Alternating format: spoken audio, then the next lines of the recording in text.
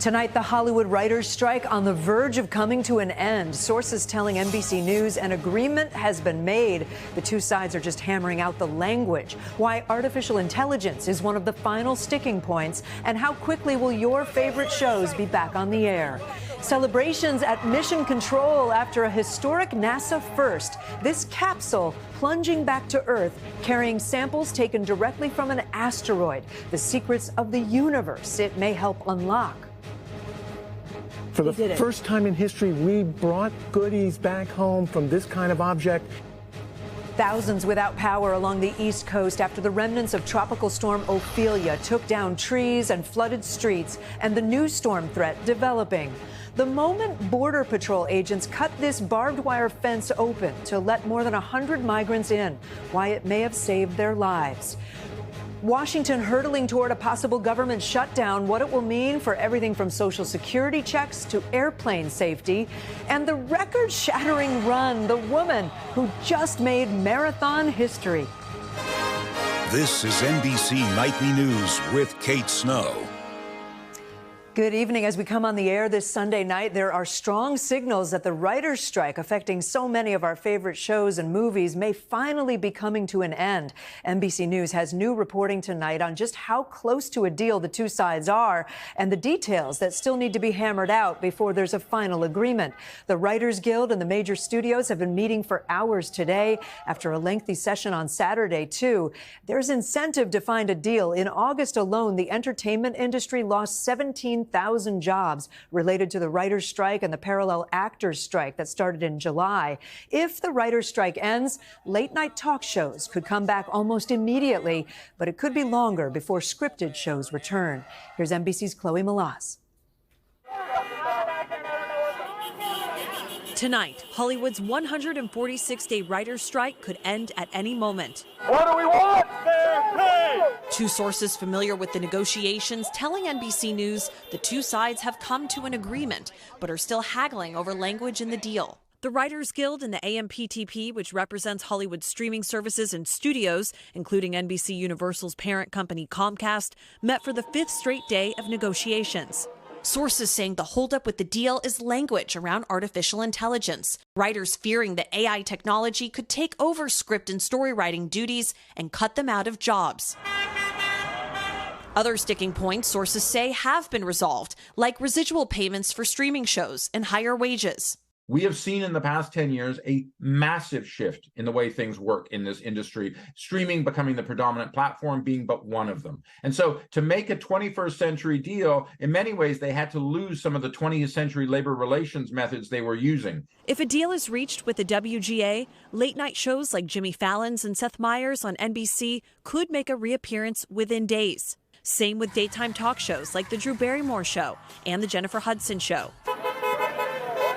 But SAG-AFTRA, which represents over 100,000 actors, is still on strike. You're not going to see anyone in front of a camera until the actors union make their deal. Then you're going to have to see a ramp up. And that could go anywhere from about 3 weeks to about 6 weeks to get scripts in place, to get productions up and running, and then get those productions starting, and then see things being filmed. That really starts impacting the summer blockbuster season for 2024, which can be a big, big hit to the studio's bottom line.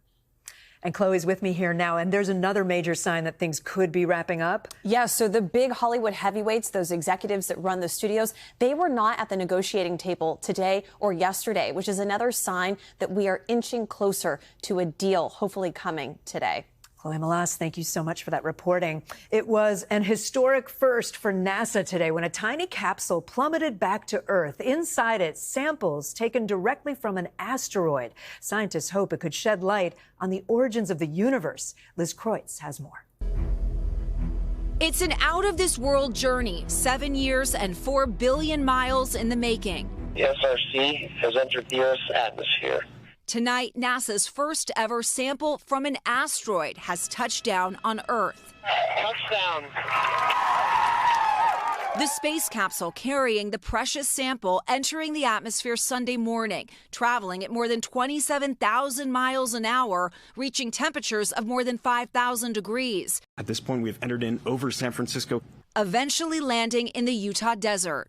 Seeing it just sitting perfectly on the desert floor, hard to articulate what that means after so much put into this mission. Inside the capsule, a half-pound sample of rocks and dust collected from an asteroid called Bennu, which scientists say could one day crash into Earth. It also may hold important clues to the origins of our solar system. So why this asteroid? What's so special about this one? We think of asteroids as pristine time capsules from the very, very early formation of our solar system. We hope to learn more about the building block material that made our own planet billions of years ago. Liftoff of OSIRIS-REx. The mission began in 2016, the spacecraft traveling years to reach the asteroid 200 million miles away from Earth. It was a challenging feat to do. The asteroid's surface is kind of like a rubble pile, which we didn't expect. It's kind of like if you were to stand on a children's ball pit, you would fall right into that ball pit. Despite challenges, success. Finally back on Earth, today scientists retrieving the charred capsule, anxiously waiting to unlock the secrets held inside.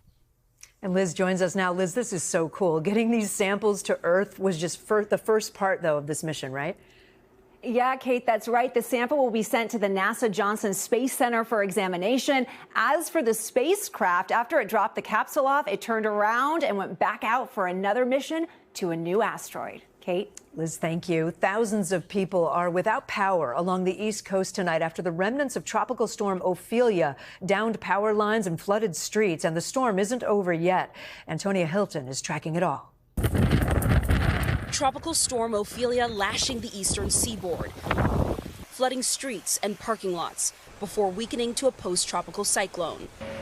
Thousands of homes and businesses still in the dark across North Carolina, Virginia, Maryland, and New Jersey. After winds of up to 70 miles an hour damaged power lines. An investigation underway in Pennsylvania after a home exploded when a tree fell, potentially causing a gas leak. Yaden Emergency Management planned for this, and they were able to evacuate a home that cares for elderly and people with special needs. The storm dumping almost 9 inches of rain in parts of North Carolina and more than 5 in parts of Virginia. Nearly 9 million people under coastal flood alerts. It's been very rough, and this wind here is killing me. I mean, I think it's a 20-mile-an-hour wind. Yes, so not quite as long as... Jeff Mason, a Long Island park director, says the growing threat of storms has changed the nature of his job. About 60% of the job is prepping and thinking about the new challenges that are ahead of us. Ophelia will camp out in the south for the next 24 hours, but its remnants will be felt into the Monday morning commute, with winds up to 35 miles per hour and the risk of flash floods. And Antonia's with us now. So after Ophelia moves out, it looks like there could be another one right behind. That's right, Kate. Now all eyes are on another storm, Philippe, making its way off the coast of West Africa. It's expected to strengthen in the coming days, but projections have it staying east of the U.S., Kate. All right, Antonia, thank you. House Republican leadership was working through this weekend trying to avert a government shutdown, but the deadline is now less than a week away, and there are still strong divisions within the GOP. Monica Alba has the latest. Time is running out tonight for Congress to avoid a government shutdown, now just 6 days away. Speaker McCarthy expressing optimism despite no outward signs of progress this weekend. I think we're able to work through this. At the end of the day, get there. House Republicans who control the process are divided on a path forward. Conservative hardliners pushing for deeper cuts, not backing down today. This dysfunctional Washington cannot continue. That's why folks like me, we're sticking to our guns, and all of a sudden we're the bad guys because we want to balance our budget. Even threatening to oust the speaker. That would be something I would look strongly at.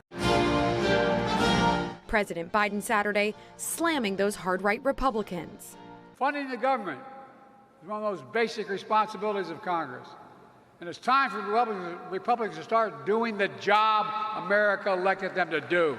There are some efforts to avert a shutdown. Some moderates in the GOP have pledged to work with Democrats. So we're going to do whatever we need to do our job to keep the government open. Our district wants us to keep America running. If the government does shut down, federal employees and service members won't get paychecks. Food safety programs would be affected. Thousands of kids would lose access to government pre-K, and national parks could close. All while essential workers like air traffic controllers will have to keep working, unpaid. Think about how stressful of a job that is on the best of days. And now we'd be asking them to show up to work with the added stress of not getting a paycheck. Not impacted, Social Security checks and mail delivery. But the list of affected services could expand depending on how long the shutdown lasts. And Monica's with us now from the White House, where they're preparing as if a shutdown is likely, Monica? Exactly. The White House has asked all federal agencies to update their contingency plans and figure out how many employees would be furloughed, acting as if the shutdown is all but certain. Kate? Monica, thank you. Still ahead tonight, the growing crisis at the border and why these Border Patrol agents cut through barbed wire to save lives. Plus, you will not believe how fast this woman ran a marathon. We're back with the humanitarian crisis at our southern border. The mayor of El Paso, Texas, says his city is at a breaking point as more migrants cross into the U.S. And this weekend, some Border Patrol agents took drastic measures to try to save lives. Guad Venegas reports from the border. Tonight, dramatic moments at the border showing the desperation and determination from people trying to get into the U.S. Border Patrol agents making a life-saving decision, cutting the razor wire fence to rescue this group of migrants carrying young children, then pulling them out of the dangerous barrier. The group got stuck after crossing the Rio Grande in Eagle Pass, Texas, where thousands have arrived this week. Others finding ways to avoid the razor wire. So they climbed onto these containers from the river, and now Border Patrol is helping them get off. They say they want to contribute something to the United States and help their families back home. 400 miles away, the mayor of El Paso sounding the alarm. The city of El Paso only has so many resources, and we have come to what we look at a breaking point right now. A new shelter opening its doors to help as the migrants continue arriving south of the border. In San Diego, the local rapid response network stretched to capacity, saying in a statement, "We cannot provide respite shelter and services to all the people seeking asylum that DHS is releasing." Amid the crisis, DHS Secretary Alejandro Mayorkas visiting the border over the weekend. Most recently, Congress has yet to act on our requests for $4 billion in funding and resources. With cities like Eagle Pass bracing for a wave that continues to make its way through Mexico and headed to the border. And Guad, you're saying more people are making their way to the border. Just how many are officials expecting? Kate, we think there could be tens of thousands traveling through Mexico. Just here in Eagle Pass alone, hundreds are arriving on every freight train. With those migrants telling me thousands more are waiting to hitchhike on more trains. So there's just no way of telling how many will arrive at the border, Kate. Guad Venegas for us. Guad, thank you. We're back in a moment with the major reversal across the country, why schools are bringing back police officers on campuses. A new record was just shattered, and I mean shattered, in the sports world. Ethiopia's Tigist Assefa broke the women's marathon world record today. She won the Berlin Marathon in just under 2 hours and 12 minutes. And if that isn't impressive enough, get this. She demolished the previous record by 2 whole minutes. It marked her second consecutive Berlin Marathon title. Congrats. Now to a new debate over police officers in schools. Many districts across the country chose to get rid of them over concerns they weren't treating students equally. But now many are bringing officers back. Priscilla Thompson on what's behind the reversal. 2 lockdowns within a week at Capitol High School in Olympia, Washington. 15-year-old student was arrested. Police officers that have gone through direct training to know exactly how to best approach these students in these situations. The school board now moving to reinstate them, and they're not alone. Denver Public Schools got rid of its SROs in 2020. We begin with another shooting and another sad commentary on violence. But after 2 school shootings, the district brought them back this year. They've also returned to certain districts in California, Maryland, and Virginia. Not all students feel safe with armed police officers on campus. Talana Reed is on the Olympia School Board and opposes school police, even after those guns were found on campus. There are parents who say these officers do make kids safer. What do you say to them? Their children may be safer, but they are from a certain demographic and a certain group. We have just as many saying absolutely not. Research shows that Black students are involved in more than 80% of violent police encounters in schools, and students with disabilities more than 25%. A concern voiced by students in Olympia. I, as a student, am not at all comfortable with police walking the same halls as me. As parents work toward a common goal. We need to have the trust that our kids are going to a safe place. At the end of the day, it's about protecting. With different solutions. Priscilla Thompson, NBC News. When we come back, there's good news tonight. The moving reason this groom asked someone he had never met in person to be his best man.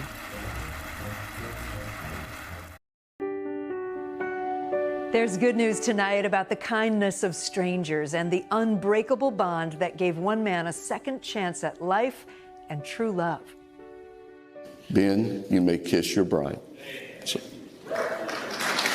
When Ben Clark and Jamie Ewell got married in Iowa this month, Ben's best man was someone he'd met for the first time just the day before. Sure. Hi, nice to meet you. Yeah, you bet.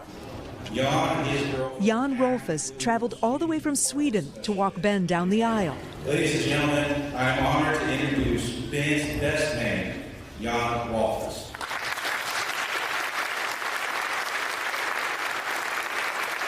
Let's start with you, Ben. What was it like to meet? Oh, it was great. Great to meet for the first time. Obviously wouldn't be here if it wasn't for him. So. Yeah, you feel it. Yep. Jan and Ben bound by a life-saving gift. More than 10 years ago and thousands of miles away, Jan was a match when Ben needed a stem cell transplant for a rare form of blood cancer. Jan had donated his stem cells through DKMS, an international nonprofit dedicated to the fight against blood disorders. A simple procedure that he says took just a couple of hours. Jan, was it difficult? No, not at all. We're proof right here that somebody from Sweden can save somebody's life here in the Midwest. The two of them remained strangers until Ben reached out to Jan on email a few years back. And when Ben proposed to Jamie, could I see those rings? He knew he wanted Jan standing by his side. That was pretty overwhelming. Without him, I wouldn't be here. And that's what this is all about. Ben giving his best man this gift with the engraving, "Thank you for giving me life. I am forever grateful." Do you think you'll be connected for the rest of your lives? Oh, absolutely. What does it say about the human spirit? Sometimes, you can do tiny things that are just right to do. It can have a big impact. Tiny things. And a quick note, my latest edition of The Drink features 20-year-old singer Steven Sanchez. It's always about how someone got to the top. We talk about over milkshakes, about his new album, about how his throwback sound came from listening to his grandfather's vinyl, and you'll want to hear how he ended up on stage with Elton John. It's all at NBCnews.com/The Drink or on our Nightly News podcast. That is NBC Nightly News this Sunday. I'm Kate Snow. Stay right here for Sunday Night Football in just a few minutes. For all of us here at NBC News, stay safe. Have a great night. Thanks for watching. Stay updated about breaking news and top stories on the NBC News app or follow us on social media.